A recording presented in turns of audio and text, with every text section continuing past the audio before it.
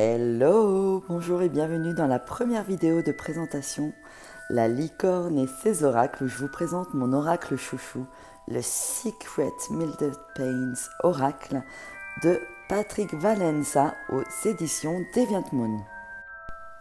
Cet oracle est basé sur la légende de Mildred Payne qui, en 1922, aurait été internée à l'hôpital de Fenwood par son père parce qu'elle parlait à des amis imaginaires.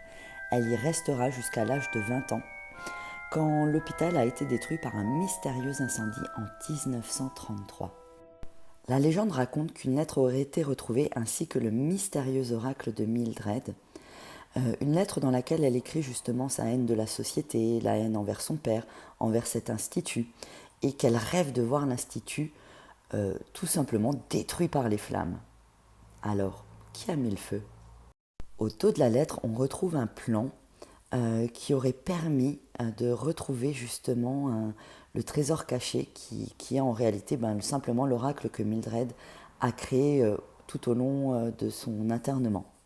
Allez, je ne vous fais pas plus attendre, je vous présente donc les cartes de cet oracle. Hop.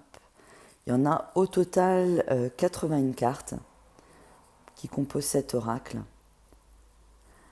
Vraiment, c'est un outil avec lequel personnellement j'adore travailler. Il ne faut pas se laisser avoir par les dessins qui ont l'air un petit peu simplistes, qui ont l'air très enfantins. En même temps, ça rentre complètement dans l'univers, dans la légende qui a été créée autour de cet objet. Puisqu'il a été créé par Mildred qui avait alors 8-9 ans. Donc d'où la simplicité du dessin, mais en même temps on peut voir la richesse du détail, la richesse de cet artiste, de son univers qu'il nous fait partager dans sa création. C'est vraiment un jeu que je préconise pour tous les amateurs d'oracle, les collectionneurs. Il faut absolument l'avoir dans sa cartomanthèque. Alors par contre, petit bémol, on ne peut le trouver qu'aux États-Unis. Du coup, il y a des frais d'import qui sont excessivement chers, plus de 25 $ de frais de port. Mais en même temps, c'est vraiment un outil fabuleux avec lequel je travaille en guidance d'âme parce que vraiment, il permet tout ce qu'on appelle le shadow work, à savoir les blessures, les faiblesses, les énergies, ce que notre âme a besoin de travailler, un petit peu nos blocages, nos pensées limitantes.